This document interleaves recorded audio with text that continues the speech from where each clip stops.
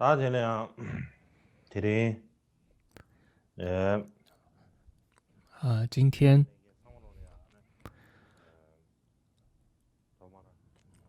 首先要问候大家。那么明天呢，就是2021年的新年第一天。那么我们今年是世界上呢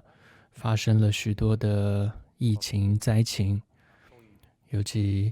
像这个新冠肺炎等等，所以在今年很多人呢都真的是很辛苦。那很多我们认识的人呢，可能都过世了，或者说没有工作，失业了等等。然而我们说一切万法都是无常的，那所有呢都会这个有所变动改变的，不会永远是同样一个样子。那么所以我们也的确是可以期待，或者说发愿说期待说新的一年会是不同的。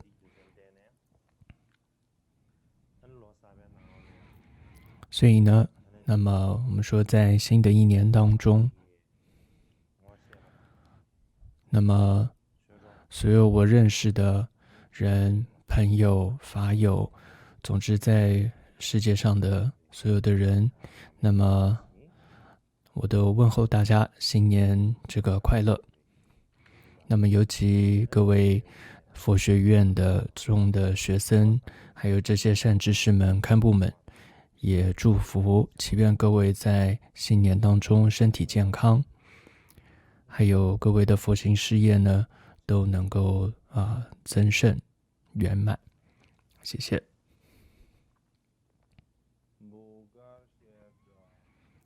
波卡佛学院，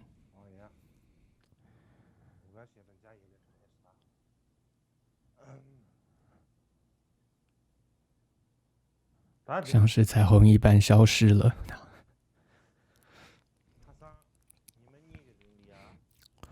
好，那么在前几天的课程当中，那么我们讲解了这次的主题，也就是大波斯法的这个作者，简略的说了一下他的故事介绍。然而说想要在这么短的时间当中把这样一位殊胜大师的一生要讲好，我是没有什么信心的。先是我的见识也浅薄，那么而且另一方面来说，冈波巴大师的传记和密勒日巴传记的不同在于说，冈波巴的传记呢是比较少人去阅读的，所以也是我觉得这是我们对于他的生平这么的不熟悉我觉得这也是我们的普遍的一个问题。一般来说，的确在阅读传记类的书籍比较难以让人升起欢喜，甚至会觉得枯燥乏味。除非呢是那些对于这些历史故事很有兴趣或者专门做研究的人，那么想要主动的去阅读这些传记的人应该是比较少的。以马尔巴、密勒日巴、冈波巴的传记来说，那么他们各自的传记至少都有10来种不同的版本，所以到底首先看哪一本也很难去做决定。幸好呢，我们说密勒日巴大师的有一本传记由藏女黑如嘎所写的，它和一般的这种传记像记流水账一般那样的文字记录的传记不同，而更像是这种文学小说一般，像说故事一样的可以说写得非常的活泼，非常的生动。所以呢，他的这部弥勒日巴的传记呢，大概是所有识字的藏人吧，都是读过的。但是冈波巴却没有这样一本大家都知道的，或者说都能够引起大家共鸣的这样一部传记是没有的。那么我这次在跟各位讲传记的时候，也参考了很多不同的版本。总之呢，东拼西凑的，总之这样子讲出来的。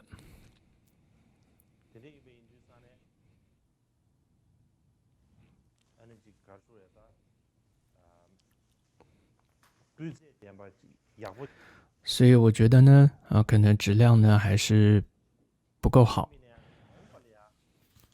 但是呢，未来我现在正在写冈波巴的解脱庄严论的一个解释，所以也想顺带的研究一下冈波巴大师的传记那么可能附带的之后写出可能冈波巴的一个新的传记吧。总之呢，就像昨天提到过的，上师的传记对于我们一个修行人来说，记得不要把它当成像一个历史的记录或者上课的题材，不是这样的。上师的传记其实就是我们人生的guidebook，也就是人生的指南是一样的。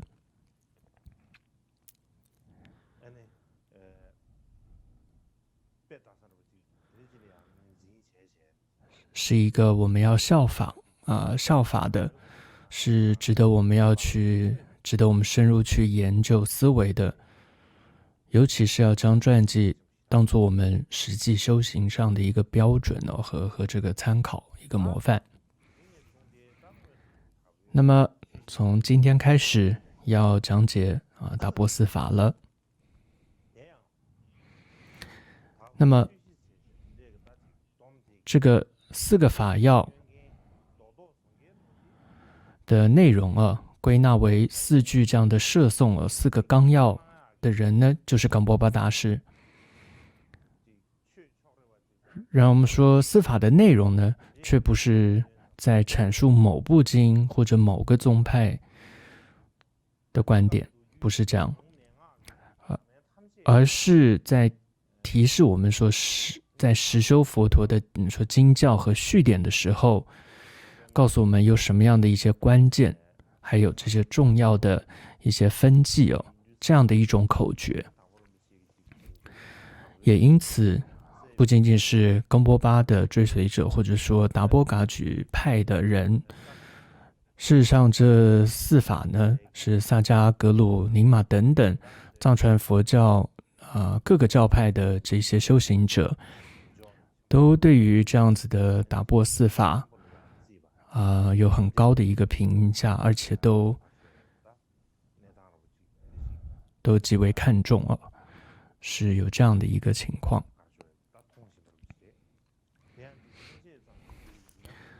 那举个例子来说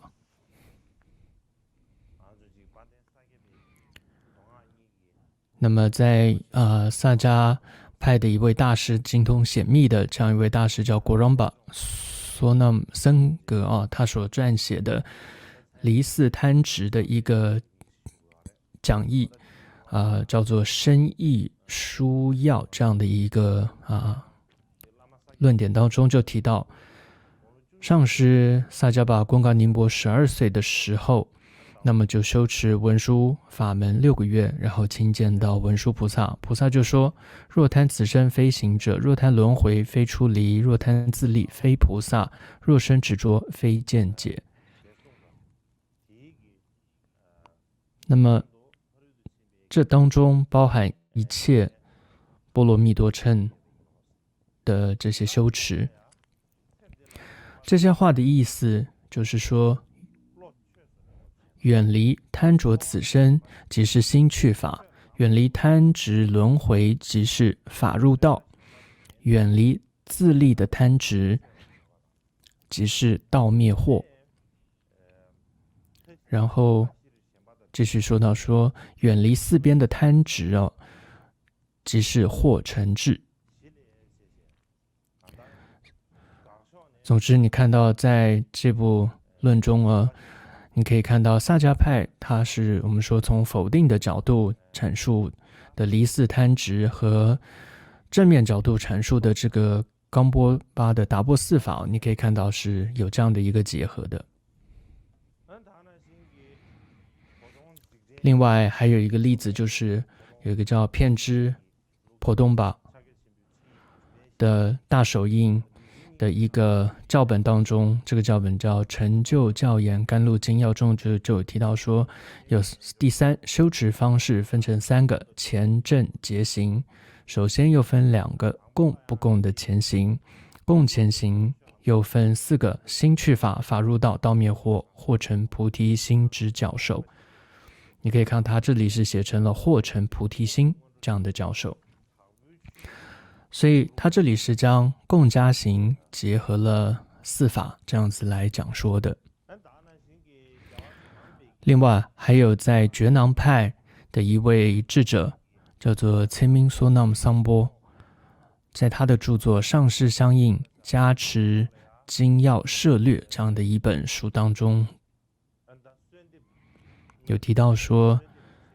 这是祈请文哦，所以祈请文这里说加持自己心去入法，加持法入道，加持道无迷惑，加持幻象根本断除等等。所以你可以看到他将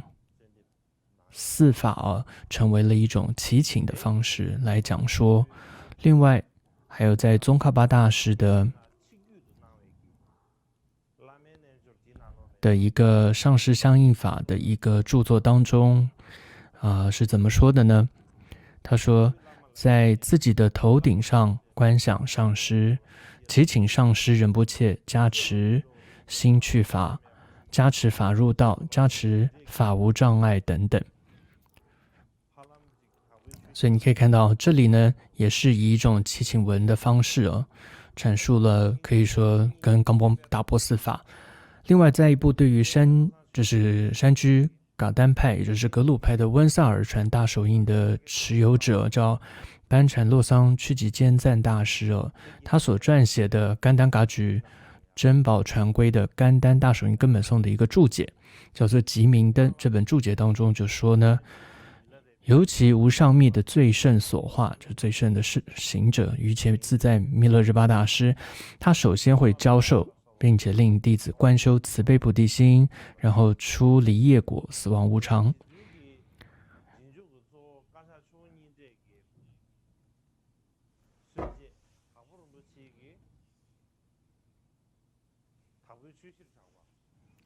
那么这里也说到说，尊者的主要弟子开启噶当大印双运传统的达布仁波切，他著名的冈波巴四法就是心去法、法入道、道灭惑、惑成智。这4法的广说和噶当修心教法是一致的，所以你看到在这部注解当中呢，是有这样子来说的。所以密勒父子就是密勒日巴跟冈波巴教授前行的方式尤其呢跟冈波巴的达波四法和噶当派的修心教法是一致的所以你可以看到有这样的说法。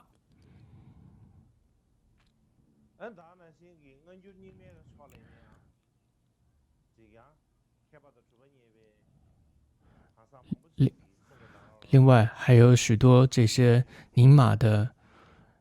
很多的智者中都有提到这个4法都，但这里呢我就不多说了，他们的这些引经据典不再说了，太多了。总之呢，一般来讲你会看到藏传佛教其实各个教派呢，他们都会各自归纳出修行的一些要点，纲要都不太一样，例如有说回心4法呀、离思贪执、3主要道等等，各自都有一些特色这样的归纳。事实上呢，这些全部都是口诀所以对于我们一个修行者来说，真的是非常如同这个万两黄金一般贵重的殊胜口诀，如果美金来说几百万美金都买不到的殊胜口诀，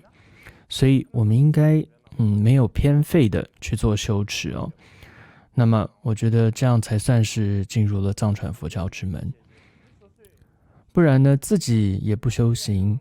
然后呢还吹嘘说只有自己的口诀是最殊胜的，然后他的这个口诀不怎么殊胜，这种偏颇甚至带有这种贪嗔情绪的这种宗派之见呢，不仅没有任何意义，而且呢事实上也造作了谤法的这种重罪。所以我觉得我们任何时候真的应该要好好的充实自己哦，教育自己，要勉励自己，绝对不要轻易的犯下这种谤法的重罪，而是真的要实际的去做修持哦，让这个法起到它的作用。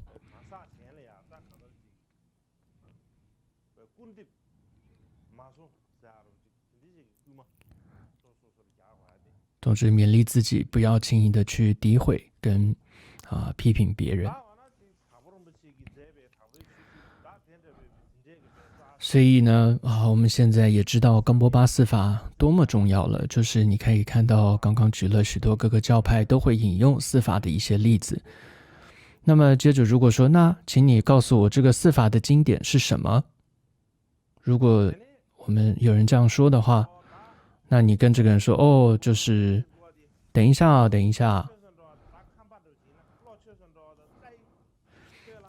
就是口头说来跟你讲，第一个是心去法，第二个是法入道，第三个是道灭惑等等，你就这样念给他听。这样子说的话没用，不行的，因为别人他要有一个经典可以看嘛，你只是嘴上说是没有用的。所以接着我们就要问了，那四法这么重要，那到底四法在哪里呢？它有什么经典依据呢？那么我们首先就要从冈波巴的教言，就达波教言集中去找。我们现在能够看到的这个达波教言集呢，第一套的这个刻版印刷版呢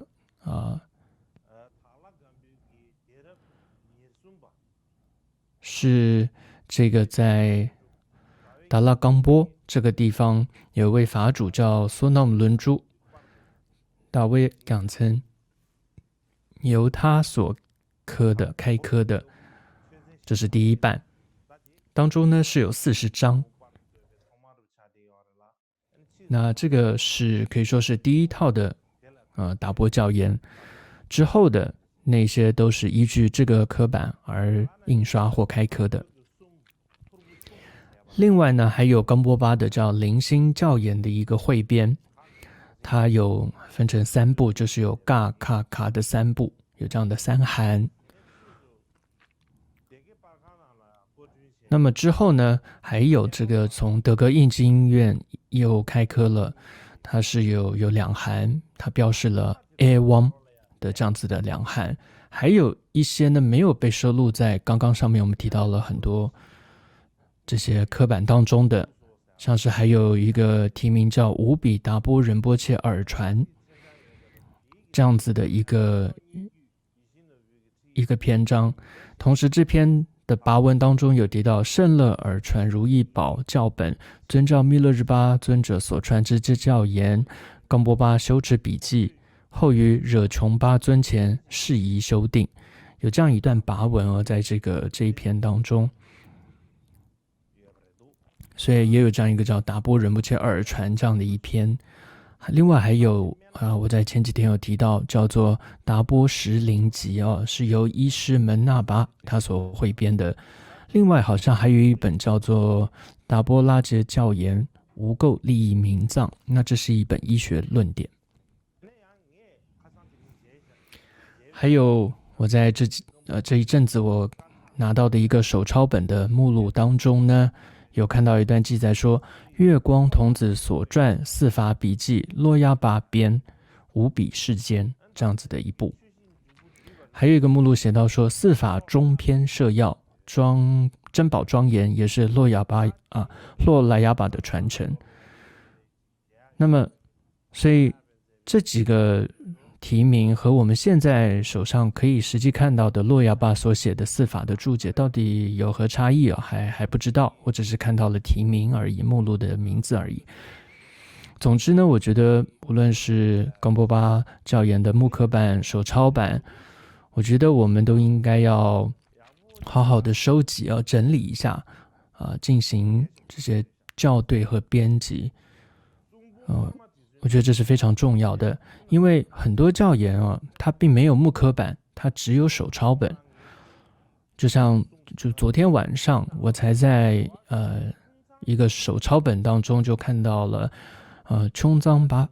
巴大师所写的冈波巴大师的传记。我想这一部应该大家都没听过，只有冲仓巴大师所写的这个冈波巴的祈请文并没有听过他也写了冈波巴大师的一个传记。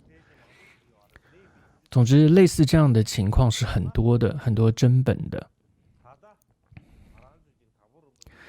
总之呢，我们现在虽然无法就是亲见到冈波巴也没有办法听到他说法了，但是呢，他流传下来的或者他的著作的传承下来这些论点，其实就是他的化身，就代表着冈波巴大师。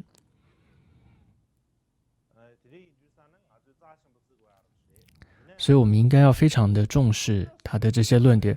但是呢，我们平时重视的是什么呢？是那些会说话的佛像。我们会觉得那些很珍贵很特殊，但是却将真正在透过文字传达法教的这些经典教言我们却把它这个绑好，好好的收起来，然后束之高阁然后甚至落了灰也不在乎。但至少我们还算敬法尊敬这是经典而不敢乱丢乱放。但其实呢，现在的经典我们也变得跟这些好像要回收的垃圾这些东西变得是一样了，我们是不珍惜的。在有一位沙嘎处处长就说呢，一切噶举顶言冈波巴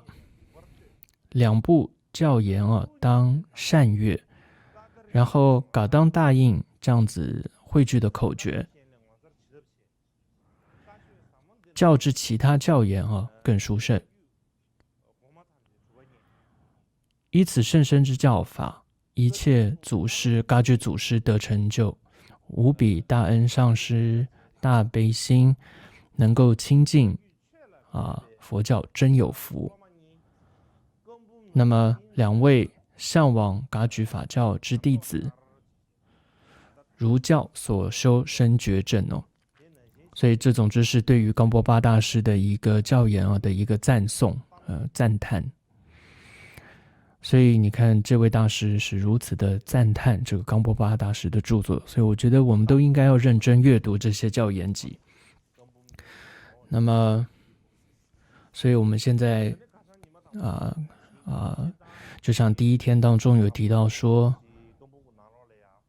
在冈波巴大师的教言集当中呢，是有很多内容都是从这四法衍生出来的开示但是特别专门讲解这四法的呢，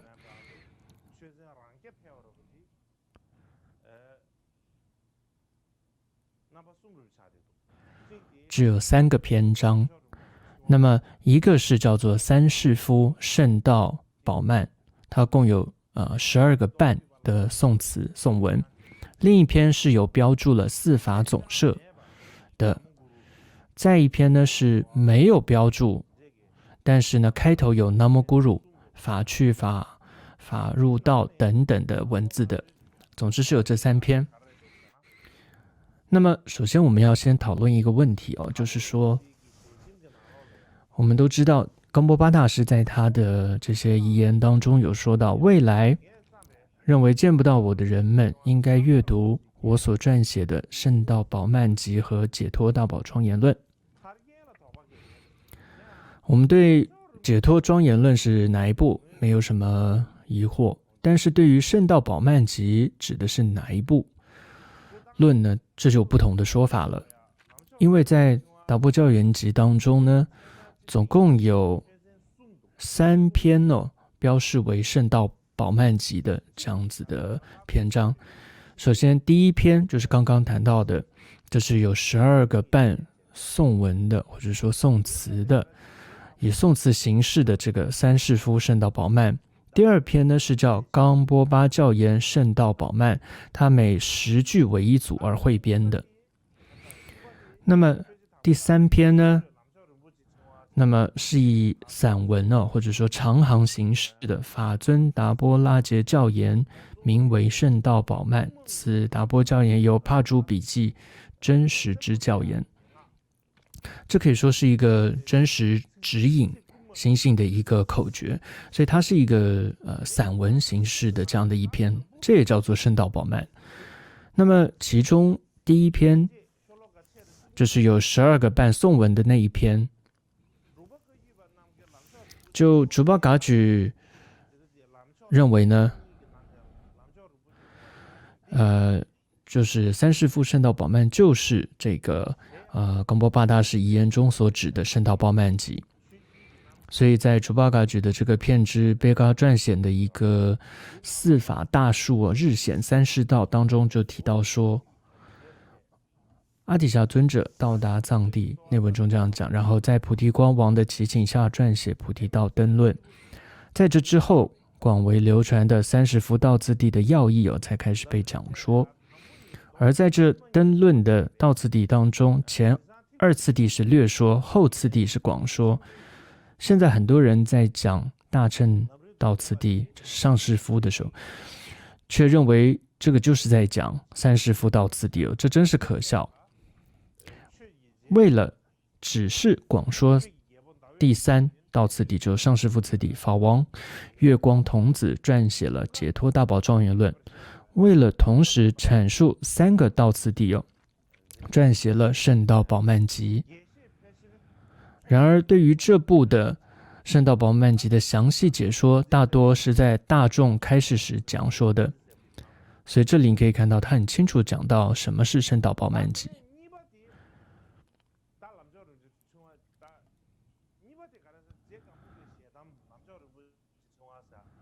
那么第2篇呢是叫冈波巴教言圣道宝鬘以10句为一组而汇编的，就是我们大家可能都看过，就是说10句为一组的，比如说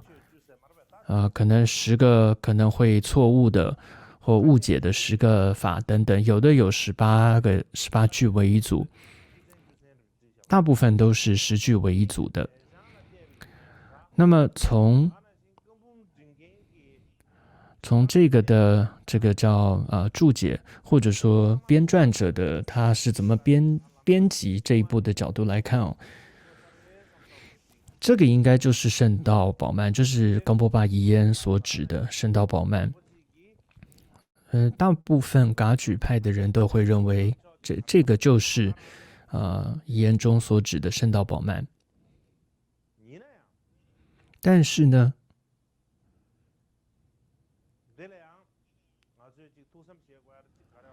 我们可能要想一下的就是，在噶当派的一位格西叫杰贡巴，他也写了一篇文章，和这个冈波巴教言以10句一组的这样一个圣道宝鬘一模一样。当然我不能说每字每句都一样，但是大概50%-60%都一样。所以这到底是怎么回事呢？所以可能这也是我们可以去研究一下的。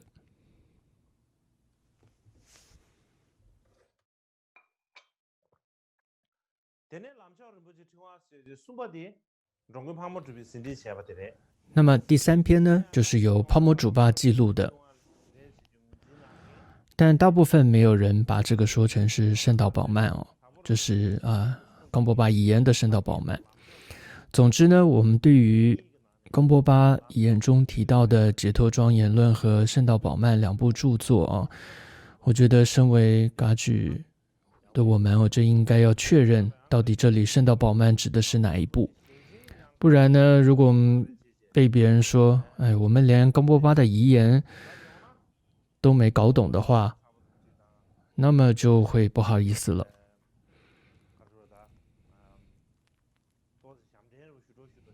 也是比较丢脸的事了。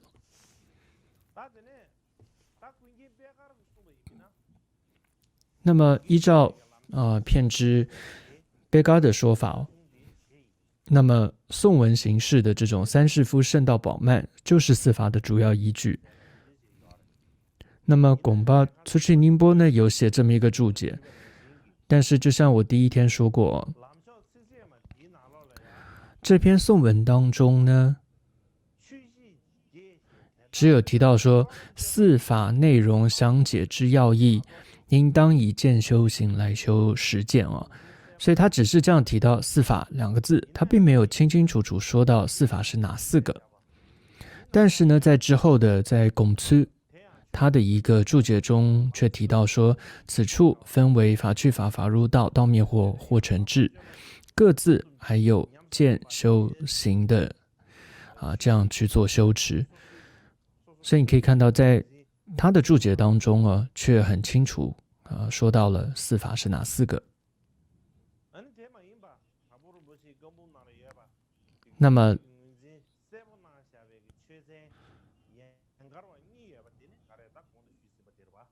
总之上面就清楚谈到说就是有那个标注跟没有标注的这两篇刚刚说了。那么接着我们谈到说，在谈这个四法的时候，你会看到用词上有些不同，这之前我也提到过。首先我们看到冈波巴大师和他当时的这些亲传弟子，他们的著作当中会看到大部分都是一样的，都相同的。在贡巴慈城就是贡粗他的这个注解当中，却法去法和新去法这两种都有。我在想可能是之后的人在做修改的吧，就把他的这个注解用词改了一下。那么总之呢，对于四法的用词的不同到底是什么时候开始改变的？我到现在还没有看到一个很清楚的解释。但是在噶玛堪布仁钦达吉的五比达波四法教本冈波巴教研经验直指这样一部论当中却说，五比月光童子结合三世夫道次第和与大手印修持而说之四法，心去法、法入道、道灭惑、惑成智。此处用词不同，与法去法、法入道、道灭惑、惑成智意义上没有差别。然而就像噶玛巴德兴夏巴所说，前面是心去法是依照口诀传统的转心四法而说的。所以从刚刚这一段话来可以看到说，可能是就是从噶玛巴德兴谢巴那时候开始改变的。所以我在德兴谢巴的一个亲传弟子叫苏曼噶举的创立者叫马塞东德，他的一个大手印教本中也看到说，有一段话说，这里面怎么说的呢？说噶举的口诀有广有略，然而都需要以达波仁波切的四法为基础为宗旨。四法是心去法、法入道、道灭惑、惑成智。所以你可以看到这里面是用心去法，所以或许这个时候就的确是改变了用词，不是法去法而是心去法了。但是接着又在德兴谢巴的亲传弟子，另一个亲传弟子叫果罗许努巴，就是我们这个叫蓝史这样的一个著作者，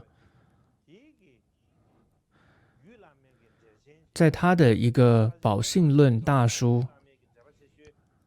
那这大概是我们始于藏地藏传佛教当中最广的一个宝性论注解了。总之，在这里面，在谈到了皈依的时候啊，里面是怎么说呢？就说冈波巴的四法，法去法为下士道，法入道为中士道，道习惑为上士道，惑成智为上中之上。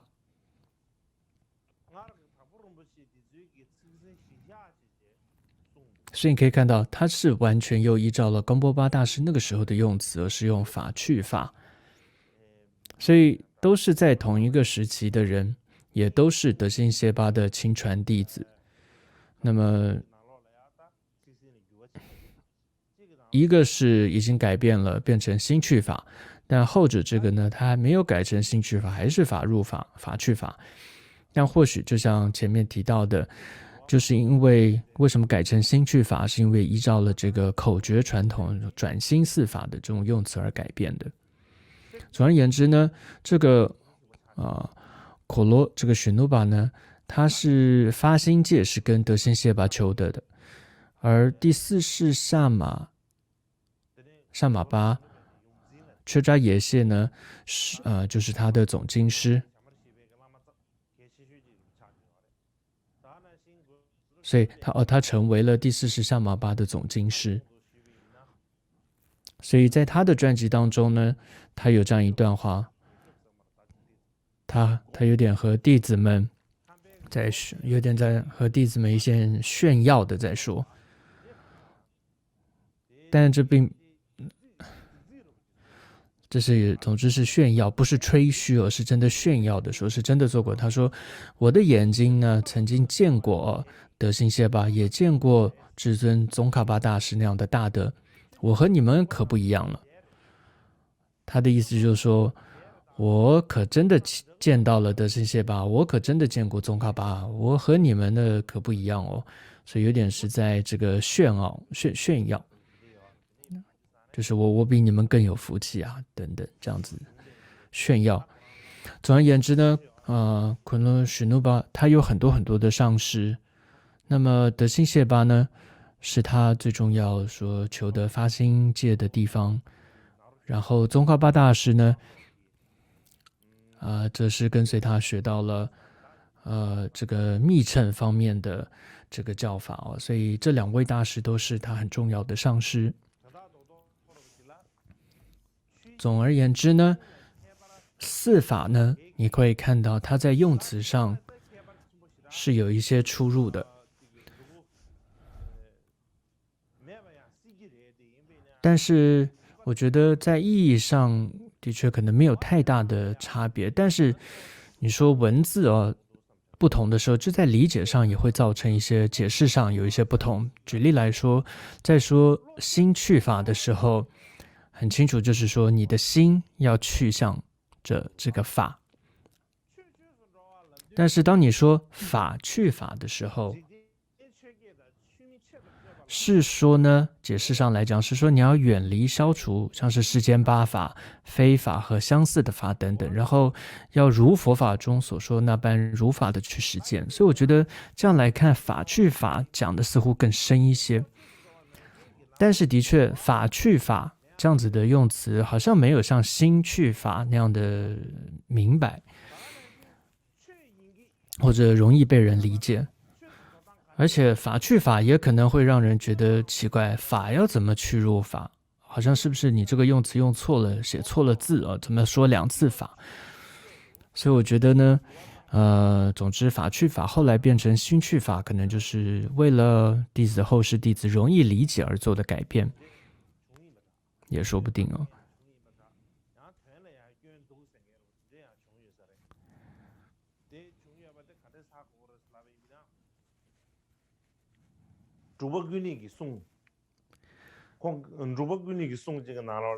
那么在珠巴敦列大师呢，曾经就有一段记录，很多人就说，有些人就问珠巴敦列说，这个冈波巴的四法怎么法去法有重复的字哦？但珠巴敦列当时就有解释说，是，就说这个圣身，你要从圣义地上来讲，世俗地上来讲是没什么好谈的，就是因为从圣义地上来讲，所以呢难以解释。就是周巴公略说那些话呢，很难从世间的这种角度去思维，所以就不多说。那么，总之呢，今天呢，稍微跟大家讲了一下，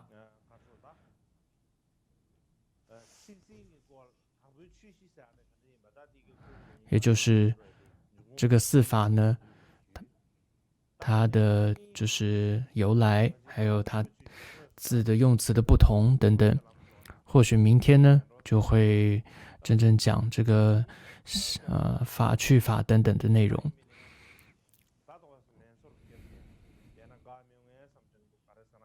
虽然还有一点时间哦，但我觉得